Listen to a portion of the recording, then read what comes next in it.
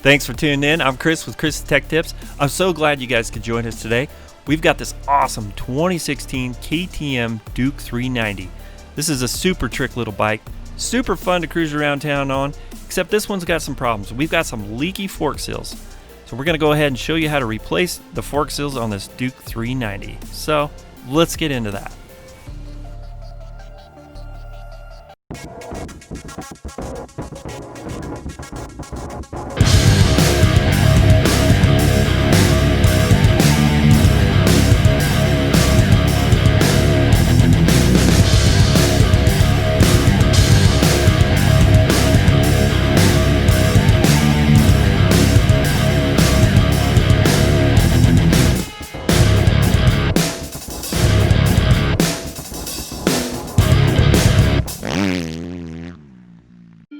Alright, now that we've got the bike secure, we'll go ahead and take the weight off the front tire. Now all you need is an 8mm socket, a 5mm for the inner pinch bolts, and a 21mm for that axle nut. Right here I'm just backing out the pinch bolts. Go ahead and remove the axle. Make sure the bike's secure, and we can go ahead and remove the front wheel.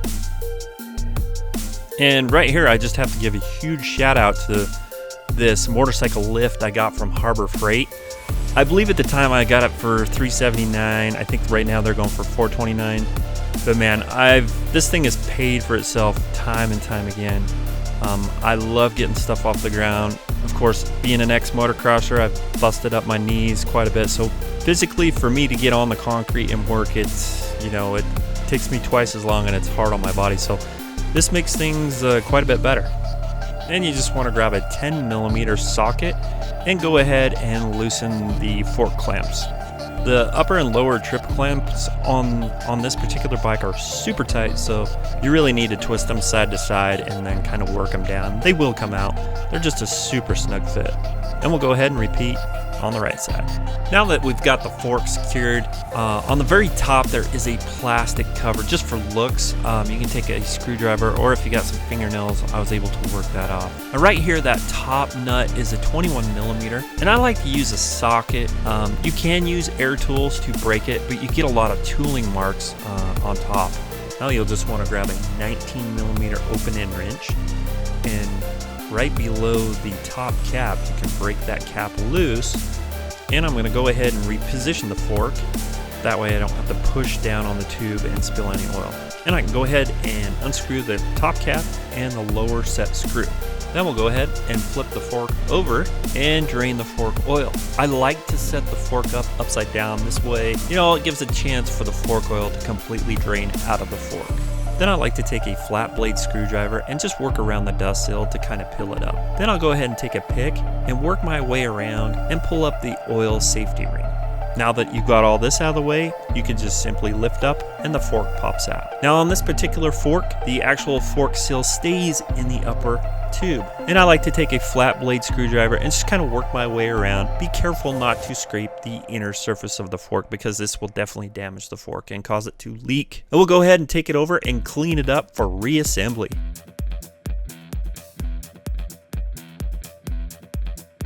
They do make some fork seal installer tools, which is basically just a great big piece of plastic, and they come per size of each fork with the dampening rod sticking out of the top of this one.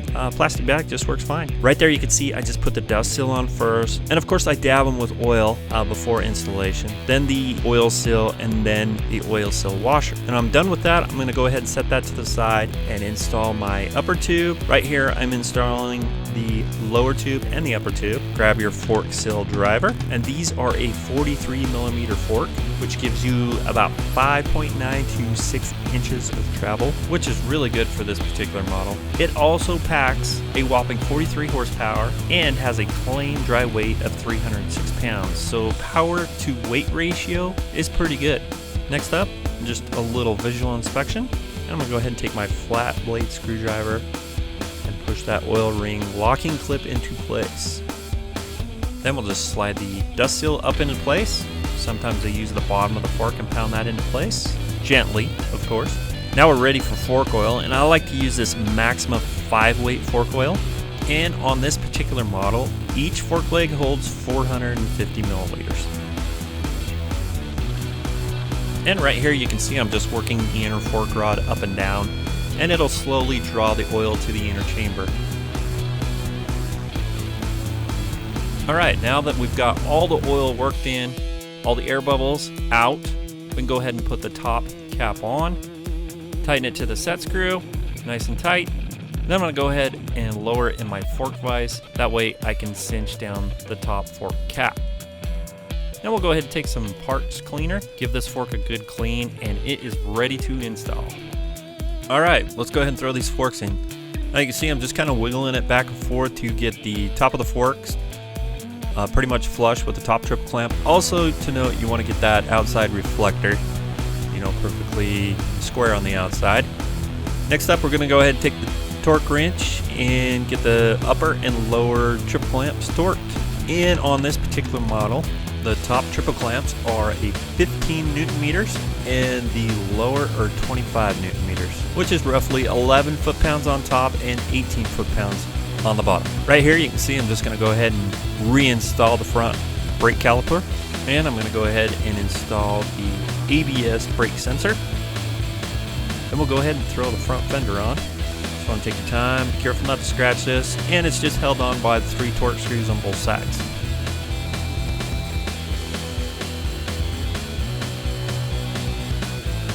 Alright, you can see I'm just taking a flat bladed screwdriver and just prying the front brake pads apart just to space them for easier installation.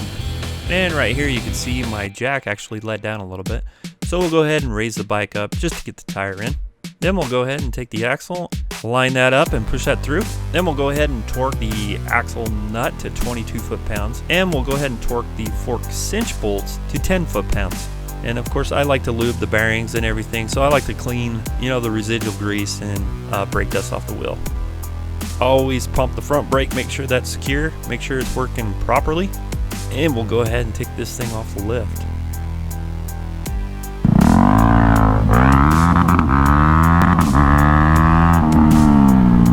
Oh yes, that's what I like to hear. Banging off the rev limiter, using all the power. Of course, this bike's a 390, so yeah, you could probably use a little bit more power, but this bike, as you can see from this video, perfectly balanced, super fun to ride around town, excellent beginner bike, low seat height, super light, what did I say, 306 pounds. Thanks so much for watching. Hopefully you guys learned something from this video. I've also got to give a huge shout out to all my subscribers. I really appreciate that. It helps my channel grow. If you haven't subscribed, make sure you do. Also hit that notification bell. That way you'll be notified when my latest video releases.